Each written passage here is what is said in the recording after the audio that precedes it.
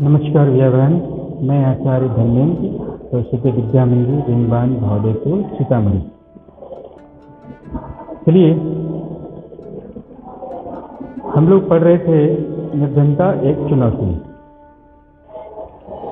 इसी क्रम को और आगे बढ़ाते हुए आज हम लोग देखेंगे निर्धनता के अनुमान, अर्थात अभी तक अपने देश में निर्धनों की क्या स्थिति है और इसके पहले निर्धनों की क्या स्थिति रही थी, उसका एक तुलनात्मक अध्ययन करेंगे। तो इस अध्ययन को करने के लिए हम लोग एक तालिका जो हमारे बुक में दी हुई है 3.1 उसको देखते हैं। आइए, यहाँ आप देख सकते हैं कि निर्धनता के अनुमान के बारे में बात की जा रही है और ये तालिका 3.1 में से लिया गया है। आइए तालिका देखते हैं, फिर उसका अध्ययन करते हैं। तो यहाँ पर जो तालिका 3.1 है, ये तेंदुलकर कार्यप्रणाली के आधार पर निकाला गया है। और यहाँ पर आप देख सकते हैं कि निर्धनता का अनुपात प्रतिशत में और निर्धनों की जो संख्या है वो मिलियंस में दी गई है। यहाँ करोड़ लिखा हुआ है, इसको ठीक कर लीजिएगा, ये मिलियंस होगा यानी 10 करोड़। तो आइए देखते हैं कि 93-94 में ग्रामीण क्षेत्र की जो निर्धनता अनुपात था वो 50.7 था और शहरी जो निर्धनता का अनुपात था वो 32 था। और दोनों मिला करके 1993-94 में 45% लोग निर्धन थे। उसी क्रम को और आगे बढ़ाते हुए 4-5 में इसमें सुधार हुआ और ग्रामीण क्षेत्रों में 42% लोग निर्धन रह गए और शहरी क्षेत्र में आपके 26% लोग निर्धन हो गए और टोटल मिला करके 37% लोग पूरे भारत में निर्धन थे। अब फिर जो 9-10 में जो आंकड़े आए उसमें ग्रामीण क्षेत्र में और सुधार हुआ और ये आंकड़ा सुधर कर 34% पे चला गया। उसी प्रकार शहरी क्षेत्रों में ये आंकड़ा और सुधरा और शहरी क्षेत्रों की निर्धनता कम हो करके 26 से 21% पे आ गई। अब इन दोनों ग्रामीण और शहरी क्षेत्रों की कुल योग की बात की जाए तो ये कितना रह गया, तो 30%। उसी तरह से 11-12 में फिर एक आंकड़ा आया और उसमें ग्रामीण क्षेत्रों और शहरी क्षेत्रों में दोनों में सुधार हुआ और इन दोनों का मिला करके ओवरऑल जो है वो निर्धनता जो रह गई वो 22% रह गई। तो यहाँ पर ये प्रतिशत के रूप में अभी का जो वर्तमान आंकड़ा वो 22% का है। आगे जब फिर सर्वेक्षण होगा तो उसमें हमें एक और नया आंकड़ा मिलेगा और ये जो आंकड़ा होगा वो 22 से और कम हो जाएगा, यानी जो निर्धनता है वो और कमेगी। तो दूसरी तरफ में आप देख सकते हैं दाहिने साइड में कि निर्धनों की संख्या दी हुई है। यहाँ पर करोड़ लिखा है जबकि इसको करोड़ नहीं लिखना चाहिए था, यहाँ पर इसे 10 करोड़ लिखना चाहिए था यानी मिलियंस। ठीक है, तो अब ये संख्या जो है ये मिलियंस में है। ठीक है, अब देखिए कि ग्रामीण क्षेत्र में और शहरी क्षेत्र में 93-94 में आपका 329 मिलियन और शहरी क्षेत्र में 75 मिलियन लोग क्या थे, निर्धन थे। टोटल मिला करके 404 मिलियन जो थे वो निर्धन लोग थे। ठीक है, इसी तरह से 4-5 में आप देख सकते हैं कि इसमें निर्धनों की जो संख्या थी इसमें थोड़ी और कमी हुई और ग्रामीण क्षेत्र में 326 मिलियन हो गया और शहरी क्षेत्र में ये बढ़ गया, है ना। यहाँ पर शहरी क्षेत्र में 81 मिलियन जो लोग थे वो निर्धनता के शिकार हो गए। ठीक है, कुल मिलाकर के 407 यानी कि 4-5 में कुल संख्या में बढ़ोतरी हुई।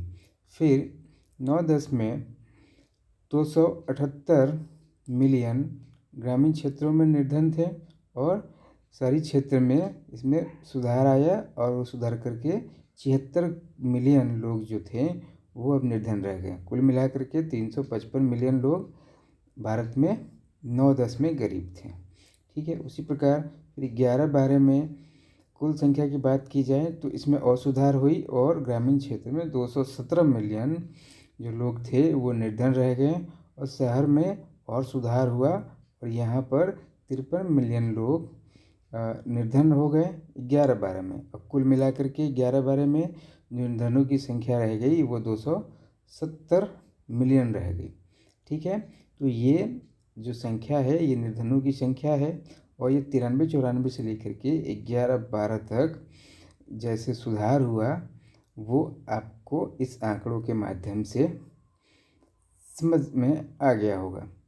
ठीक है, तो अब चलिए ये जो आंकड़े हैं ये आपके हिंदी की जो पुस्तक है उसका है। अब यहाँ जो करोड़ लिखा हुआ है इसको ठीक कर लीजिए, इसका मैं प्रूफ देता हूँ जो इंग्लिश का बुक है उसके थ्रू। अब यहाँ पर देखिए जो इंग्लिश का बुक है, ठीक है, इसमें देखिए इन मिलियंस लिखा हुआ है तो आप उसको सुधार लीजिएगा और वहाँ पर करोड़ के जगह पर मिलियंस कर लीजिएगा। ठीक है जी, चलिए तो और आगे चलते हैं।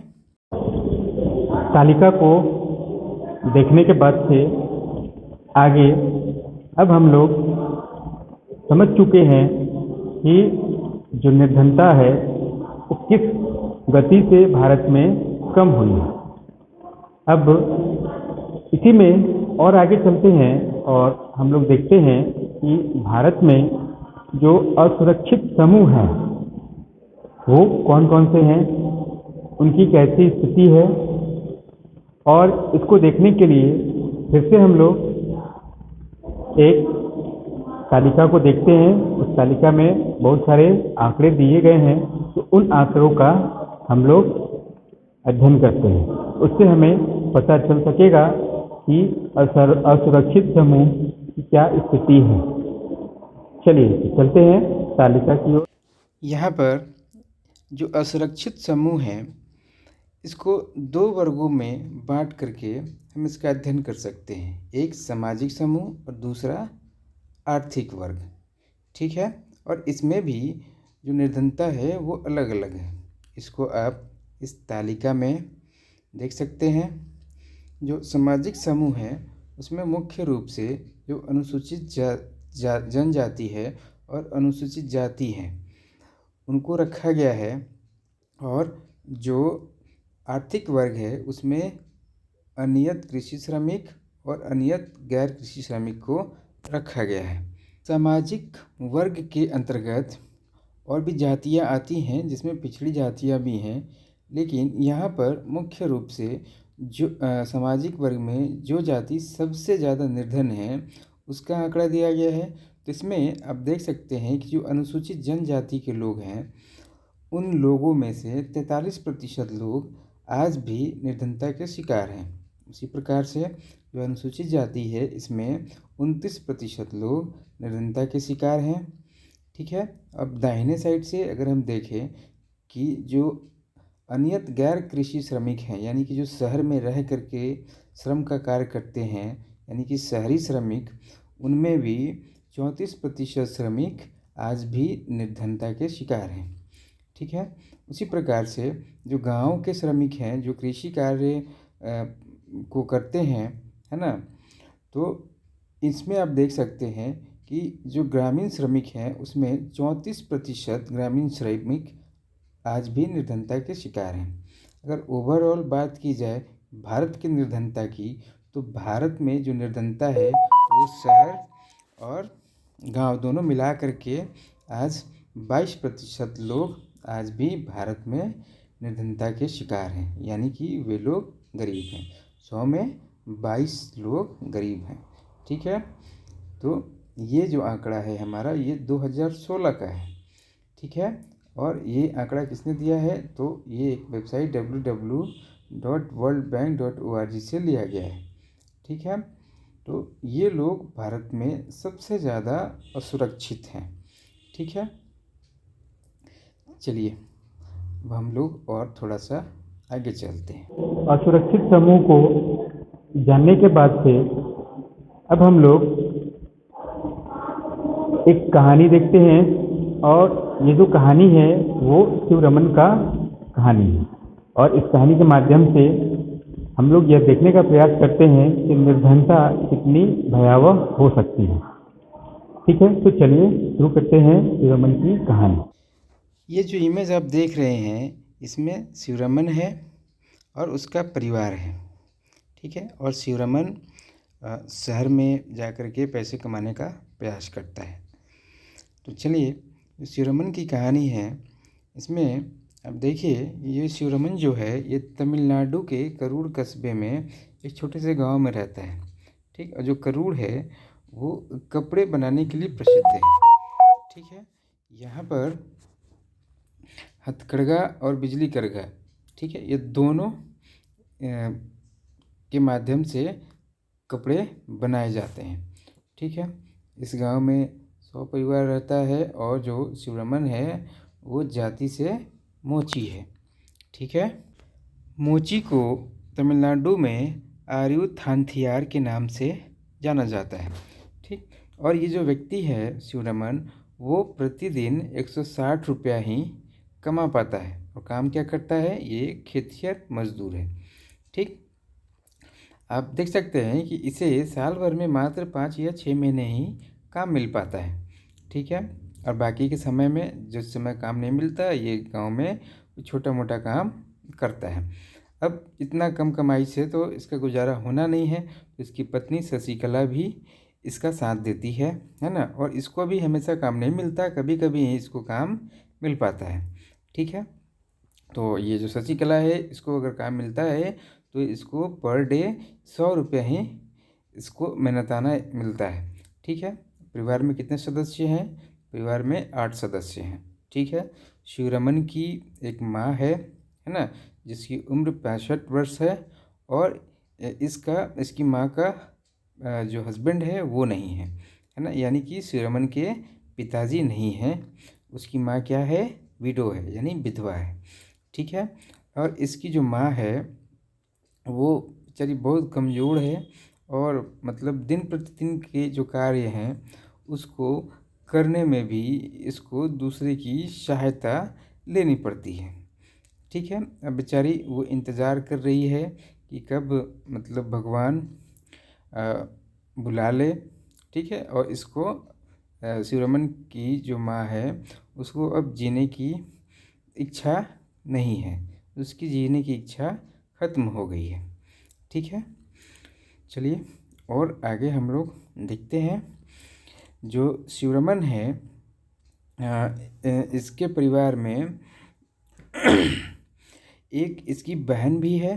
ठीक है, और उसकी उम्र 25 वर्ष है, इसकी शादी नहीं हुई है, और इसके 4 बच्चे हैं। ठीक है, और जो बच्चों का उम्र है वो 1 वर्ष से लेकर के 16 वर्ष है। ठीक, और इसमें 3 लड़कियां और इसका एक सबसे छोटा बेटा है। ठीक, लड़कियां विद्यालय नहीं जाती, बेचारा अपने बच्चियों को विद्यालय भेजने में असमर्थ है। ठीक, उनके लिए पुस्तकें भी नहीं खरीद पाता। ठीक है, और दूसरी वस्तुएं खरीदना इनके लिए वो विलासिता समझता है। ठीक, अब इसको अपनी बहन की शादी भी करना है। ठीक है, शादी करना है, इसीलिए ये अपने बच्चियों का जो शिक्षा का खर्च है वो नहीं उठा पाता। घर में जब शिवरमन और उसकी पत्नी काम पे चले जाते हैं तो सारा काम उसकी जो बहन है और उसकी जो बड़ी बेटी है वो करते हैं। ठीक है, शिवरमन तो अपनी बेटियों को विद्यालय भेजने में असमर्थ है, लेकिन ये चाहता है कि जो मेरा बेटा है वो बड़ा होकर विद्यालय जाए। ठीक है, अब देखिए इसकी जो बहन है शिवरमन की, उसका शिवरमन की पत्नी से नहीं बनता। ठीक है, दोनों में मतभेद रहता है। ठीक है, लड़ाइयाँ झगड़े भी होते होंगे। ठीक, और जो शशिकला है शिवरमन की पत्नी, वो शिवरमन की बहन को एक बोझ समझती है। ठीक, और शिवरमन बेचारा धन की कमी के कारण अपनी बहन के लिए कोई अच्छा योग्य वर नहीं ढूंढ पाता। ठीक, और परिवार का तो ऐसा स्थिति है कि ये लोग 2 जून की रोटी का भी प्रबंध ठीक ढंग से नहीं कर पाते। ठीक है, तो और यहाँ पर जो शिवरमन है वो अपने पूरे परिवार के लिए दूध की व्यवस्था नहीं कर सकता, ठीक है ना। सभी परिवार के सदस्यों को वो दूध भी नहीं पिला सकता, ठीक। लेकिन फिर भी कभी कभी ये अपने बच्चा, जो इसका छोटा बेटा है, उसको कभी कभी दूध खरीद करके दे देता है ना, कभी कभी। सोचिए इनकी क्या स्थिति है, कैसे ये लोग जीते हैं, ठीक है। तो ये एक निर्धनता का एक कहानी है। इसके माध्यम से आप निर्धनों को देख सकते हैं, महसूस कर सकते हैं। चलिए आगे हम लोग और पढ़ेंगे। इसके बाद आपको ये जो प्रश्न है इसका उत्तर ढूंढना है, ठीक है, और ढूंढ करके अपने नोटबुक में नोट करेंगे। धन्यवाद भैया बहन। उम्मीद है आपको यह कालन अच्छा लगा होगा और आप काफ़ी कुछ सीखे भी होंगे। तो आज के लिए इतना रहने देते हैं, फिर अगले वीडियो में हम लोग अगले प्रकरण के बारे में